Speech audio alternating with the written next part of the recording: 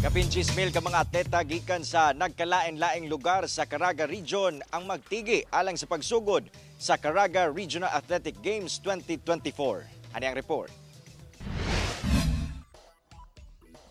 12 ka delegations o kapin 10,000 ka mga atleta ang misalmot sa Caraga Regional Athletic Games o CRAG 2024 nga gisugda na adlang Domingo nga gipaygayon sa Dato Lipos Makapandong Governor D.O. Plaza Sports Complex sa Prosperidad, Agusan del Sur.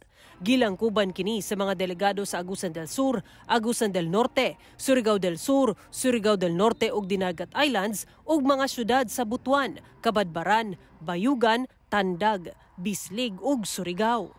Sumala sa provincial government sa Agusan del Sur, gipangandaman gayud nila ang pag-host sa maong padula. Gani miarkila sila og 12 ka buses og 24 service athlete vehicles nga mo'y mohatod og sundo sa mga atleta sa ilang billeting areas. Tungod sa kadaghan nga mga events, dili man masuod tanan sa sports complex ang tanang events. Tuwa man sa nagkalain-lain nga mga areas, no, kung majority na sa sports complex. Ug tungod pod sa distansya sa mga billeting areas gikan sa sports center, kinahanglan mohatag tag suporta sa mga delegasyon in terms of transportation vehicle. Gisiguro sab sa DepEd Caraga nga andam sila ilabi na sa mga medalya.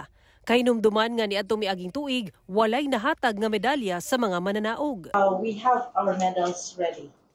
Actually, that is a customized medal. Ang ganda po ng gold, silver, and bronze medal ng Regional Athletic Games 2024. Kapin 700 ka mga pulis ug military personnel sab ang gipakatag aron magbantay sa seguridad. Duna say mga naka-standby nga medics nga moresponde gilayon sa mga emerhensiya.